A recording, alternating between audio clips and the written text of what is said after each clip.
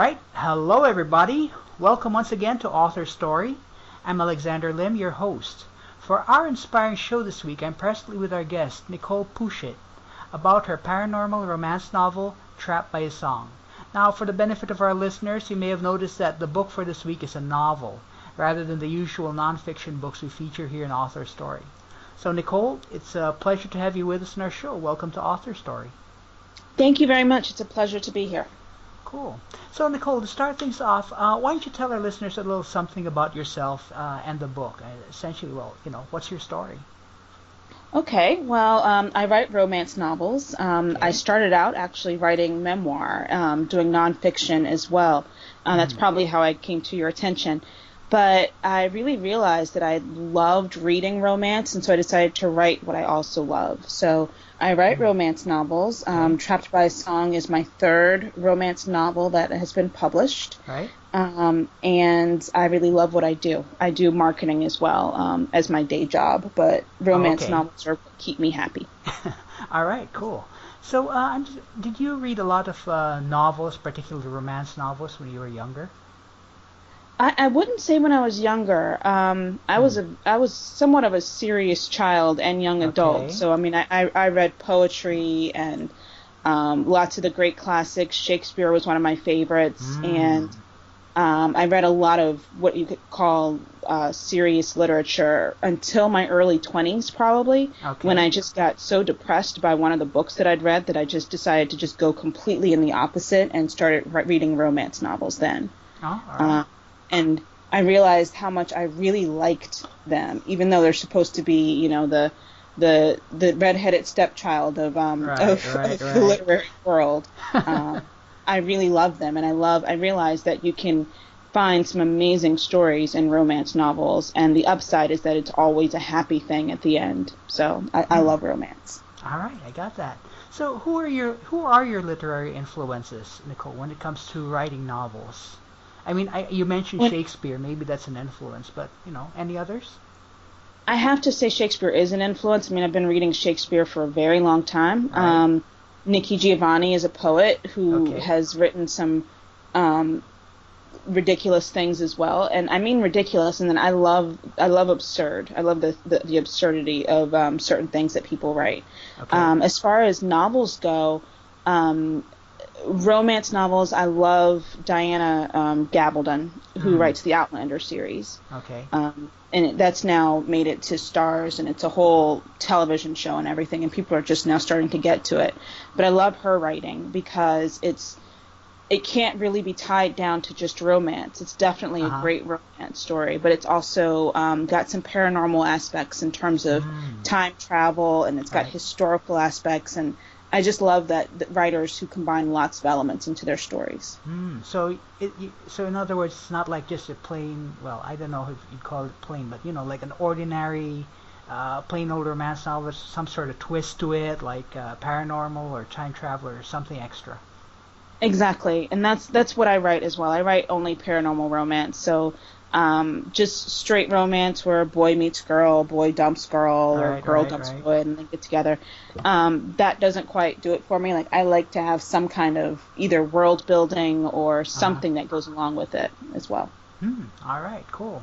So what inspired you to write this particular novel? I mean, I get that this is your third novel, but what inspired you to write this particular one?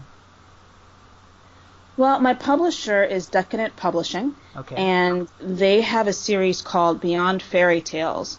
And what they do is they assign a fairy tale to an author, and you don't actually know what fairy tale you're going to get. So it's the ultimate writing prompt. Right. So my fairy tale was Jorinda and Joringel. Okay. And so that is what prompted this particular book. It's a take on an old Grimm fairy tale.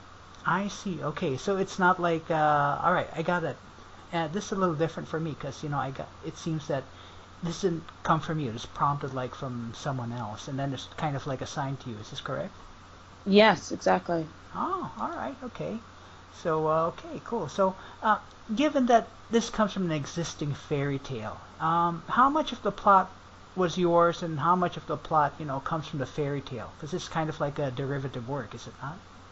It is. I mean, and it's a very obscure fairy tale. I had never heard of it, and no one that I've spoken to has ever heard of it Well, I either. certainly haven't. No.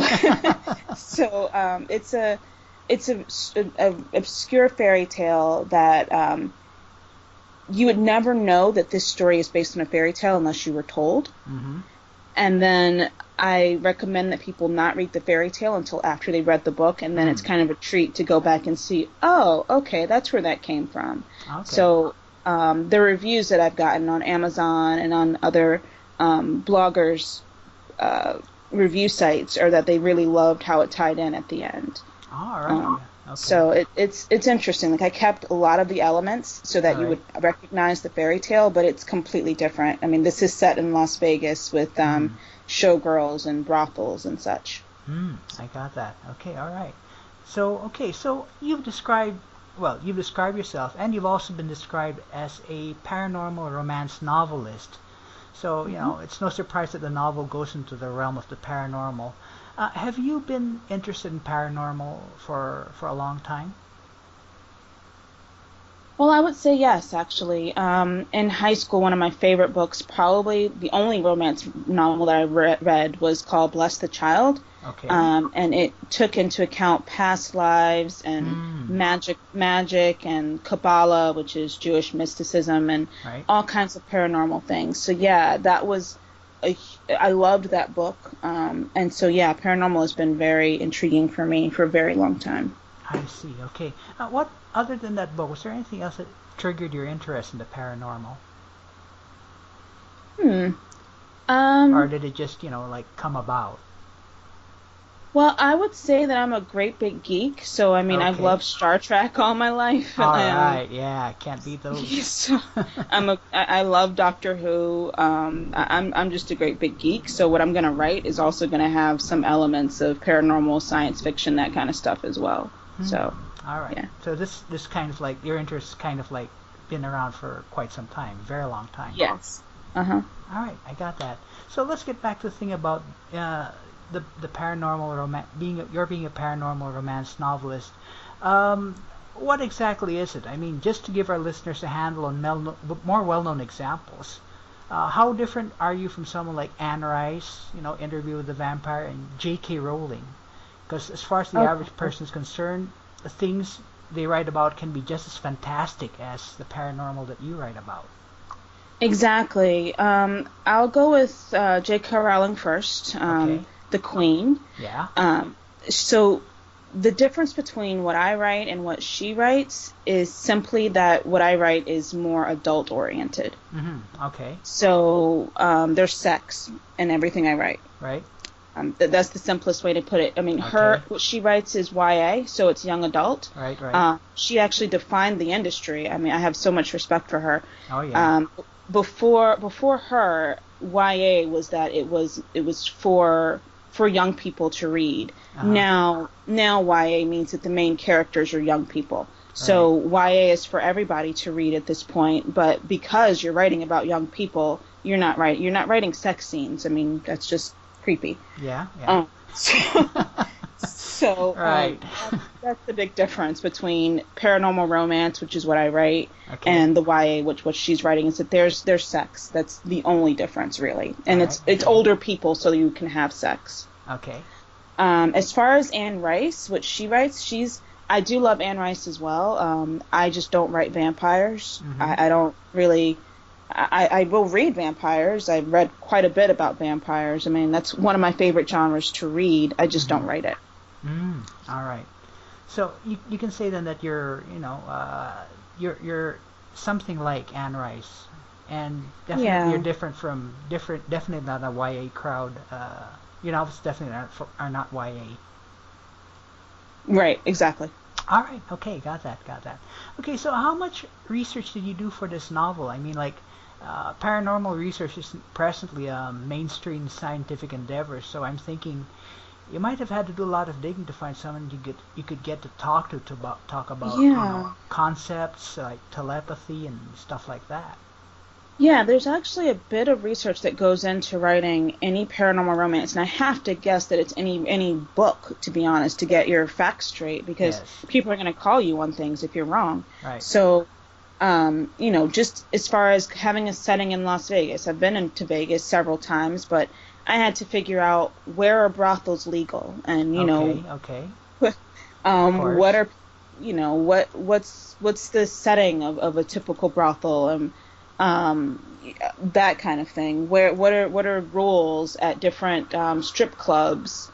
Um, Looking at police departments and Right. how they're organized, because my main character, is a detective in a police department. Right. So there's a lot that goes into researching different books. I have another series Hmm. that's I really go into a lot of mythology that I have to research. There's a lot that goes into writing any book, I think.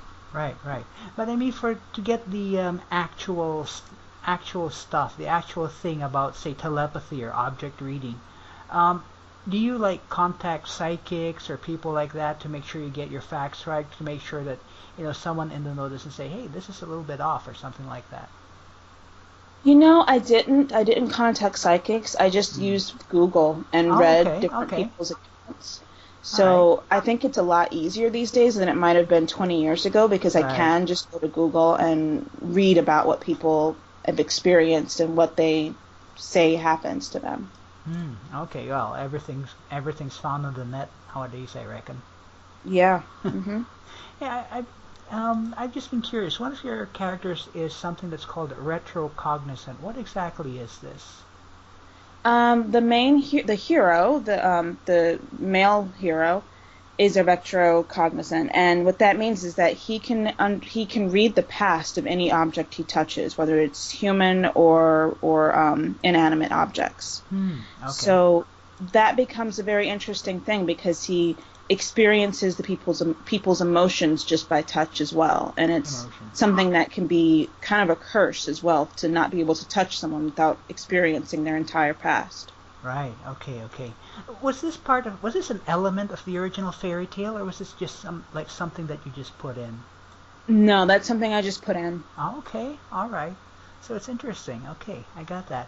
Um, Now with this book, you mentioned, I don't know, maybe this is a bit of a spoiler alert for our listeners who have not read the book, but uh, a succubus is in this thing, and a succubus is, if I'm correct me if I'm wrong, please correct me if I'm wrong, Nicole. A succubus is a demon that assumes female form to drain energy from men. Is that correct? That's correct. All right, okay. So succubi aren't as well known in popular culture as, well, I mentioned Anne Rice. So, vampires and zombies, living dead, and all that stuff. Where do you get the idea for the succubus in your book? Well, the original story called for a witch, and Okay. so I really wanted to figure out how I could make this witch a little bit more interesting than just a witch. Just a wait. Okay, yeah, okay, all right. Yeah. And so that's what I came up with. I just wanted something that terrified me, and so that's how Okay. she came from there. All right, okay, cool. Yeah, I mean, that's something to think about, isn't it? I mean, for a bad guy, get an idea or get someone that really is scary for you. Right, exactly. All right. Please go ahead. Were you going to say something else? I was just gonna say, so that, I mean, that's kind of how I do all of my bad guys, or people that I find incredibly scary, and that Hmm. helps me and put the right fear into the main characters as well. All right. So, what sort of people do you find scary? So, what Hmm. people like you think like, oh, you think of that person like, oh my gosh, I don't want him around me, not by a long shot. I think for me, it's something that can take you and turn you into something that you're not. So, Hmm. for me, it's something. It's what terrifies me. Death doesn't really terrify me. That's a Okay. whole personal thing. But Okay. death doesn't scare me nearly as much as something that has the power to convert you into something that you're not against your will. Hmm.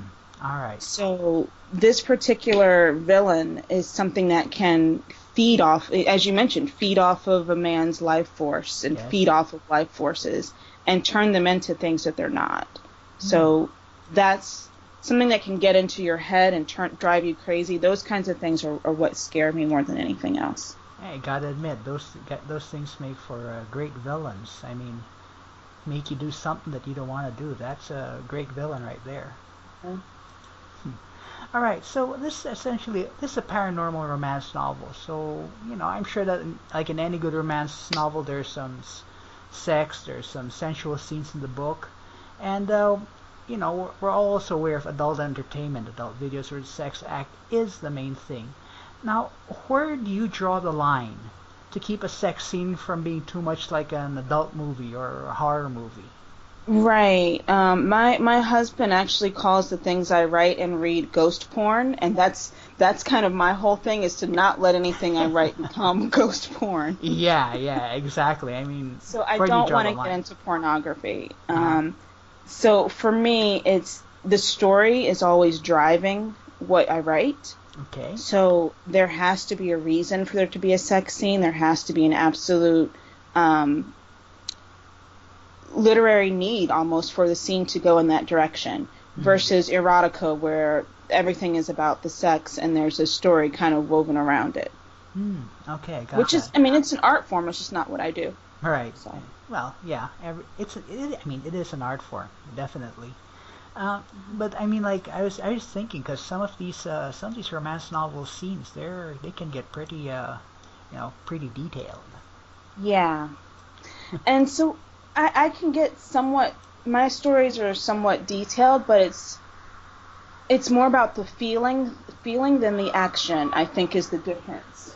Okay. In what way? Like, can you describe how that would come across to you as compared to erotica or porn? I think that when for pornography, it's more about there people are, you're describing,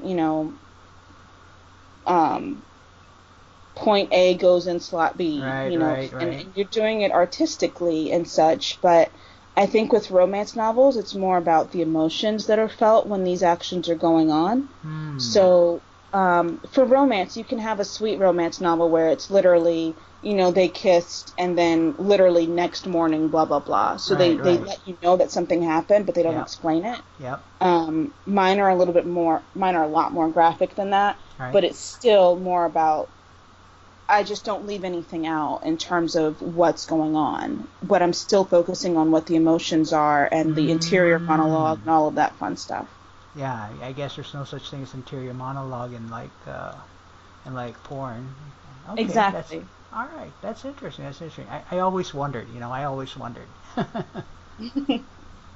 Okay, so how much time did you spend creating and researching the characters for this novel? I mean, the characters come across being pretty strong, and I'm sure the readers can relate to them, relate with them.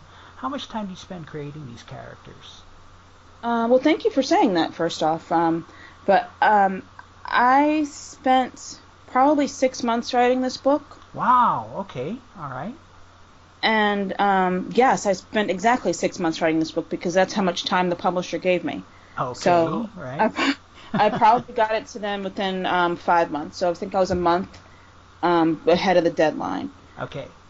Um, and I actually started and stopped several times because I didn't like where I was going with it. Okay. And for me, that's what writer's block is if I Mm-hmm. stop writing, then there's something wrong with my story and I have to go back to my outline and rewrite Right. and figure out what's wrong with these characters. Right. So, in all honesty, my two characters, their powers were switched in the beginning. Okay. And that just didn't work for some reason. Uh-huh.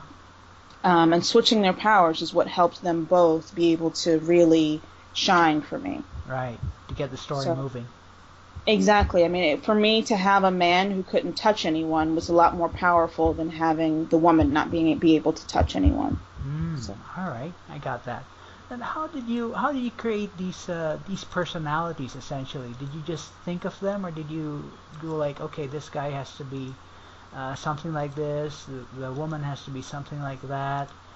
Did you have any like role models for these people that you could? I do have role models, and it's not my proudest thing, but sometimes I'll base it on a friend and what I think friends would do. Other Okay. times I'll think of celebrities and I'll get a celebrity in my mind Uh and huh. then kind of picture them thinking about or talking about certain things, or maybe even just what I think that person might do based on the tabloids and things like that.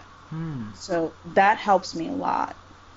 All right, and I guess that helps in making the characters relatable to people, because that's important.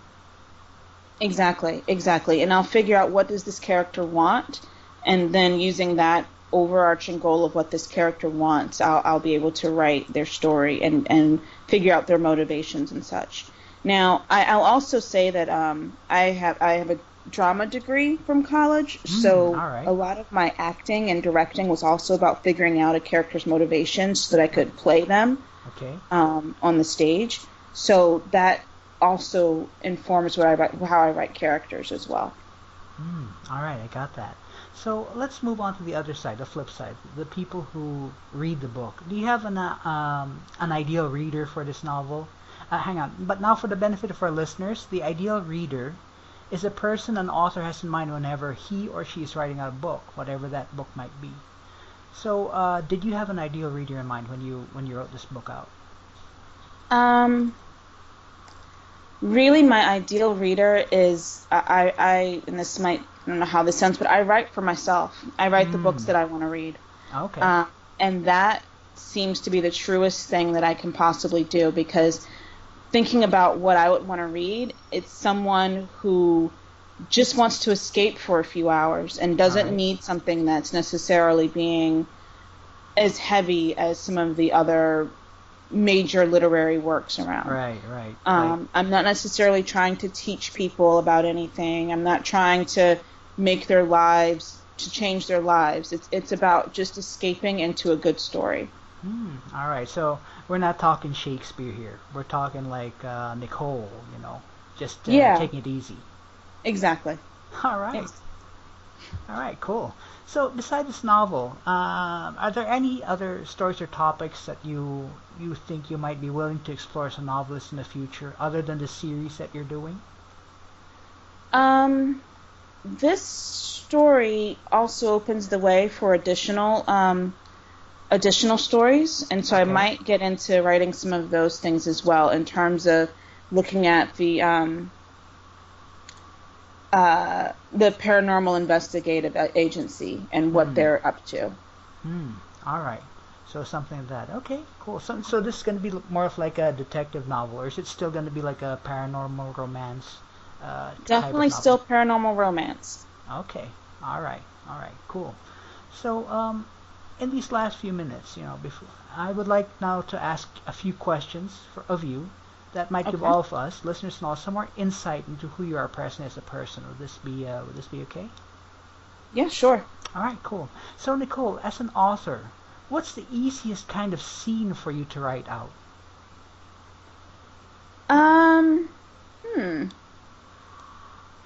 The easiest kind of scene, that's a hard one. I think the easiest scene, I can tell you the hardest scenes for me are actually the sex scenes. Oh, okay. All right. Yeah, let's go to hard first then. What are the hardest scenes for you to write out? The hardest ones are the sex scenes, and that is because I am really trying to get more into the emotion than the, this happened, then that happened. Right. So that can be relatively difficult for me as well. And I know that some of my family members read my books, and so I have to completely block them out as I write. All right. Yeah, my mom might be looking over your shoulder when you write this thing out, right? Exactly. I don't need that. I need to just block it out. Right. Okay. I think the easiest scenes for me are when the two characters first meet. Come to think of it, so when my heroine meets my hero, that's probably the easiest scene, because I really love getting into what they think about each other. So. All right. Okay. Now you mentioned a little bit something about writer's block when you wrote this novel. What sort of thing causes writer's block for you? Is it like the story doesn't mesh, the characters don't mesh? What is it about this that stops the story for you? Well, this one definitely stopped more than any other story I've written, and I've got a couple others that are sitting in the wings. This one stopped because the story that I'd outlined didn't match what the characters wanted to do. Mm. So I kept forcing them down this path that wasn't quite natural for Right. what they and their motivations seemed to want to do. Like I had this outline of XYZ, and yet Right. when I started writing and started trying to get into the interior monologue and such, it Right. just wasn't what they would have wanted to do based on what I set up for them as characters. I see. Okay. So in this case, it's like total incompatibility between outline and the characters as originally envisioned. Exactly. Exactly. All And right. so, I mean, looking back on it, I know that's why I stopped writing. Mm-hmm. When I was writing, I was just going, this sucks, and I can't write anymore. You know? Right. So, Yeah, that happens. yeah, exactly. So that was what I thought of it at the time, but now I can look back and say, yeah, okay, I was able to fix that by fixing the outline. Okay. All right. Cool. And the book came out great in the end. Thank you. Yeah. Yes. So, if there's one thing, Nicole, and only one thing that you could do for the rest of your life, like a cause, environmental or social, or an activity like climbing mountains, something other than what you're presently doing, what would it be, and why would you commit yourself to it? I honestly would just write paranormal romance. Okay, so For the this rest is of it. This is it. Yeah, this is what I want to be doing. I mean, I also own a marketing agency, and Hmm. that takes up the majority of my time. Right. Uh, Writing romance novels is what I want to do with for myself. Hmm. Uh, yeah. Okay. Of course, that coupled with I've got 2 kids, so that's in there too. So yeah. All right. So really nothing else. It's just really writing romance novels, specifically paranormal romance novels. Yes, and I would probably also volunteer at different mental health organizations as well. Mental health. Uh, hmm okay, I got that. If I might ask, what triggered your interest in mental health? I actually had some mental health issues in my Ah, teens and early 20s, and I wrote and okay. published a memoir about that as well. So it's not like it's a secret at all. All right, So, okay. I got yeah. that. Hey, I mean, I got that. What that's definitely an interest for you, and definitely would be. All right. So, in closing, the book is Trapped by a Song. The author is Nicole Pouchet. Is that? Please Yes, correct me if I'm wrong, Nicole. that's correct. Nicole Pouchet. Okay. And the website is nicolepouchet.com. That's Nicole Pouchet, one word, .com /book /trapped song. So, Nicole, thank you very much for your time. Thank you very much for being an author story. It's very interesting. And hey, before we go, let's not forget to tell our listeners that you'll be back on the show later this month to talk about another book, a novel, if I'm not mistaken. Yes, yes. Okay, so folks, Thank you. that's something to look forward to. Thank you very much, Nicole. Thank you. I appreciate it. And we'll be back next time on Author Story with another inspiring author.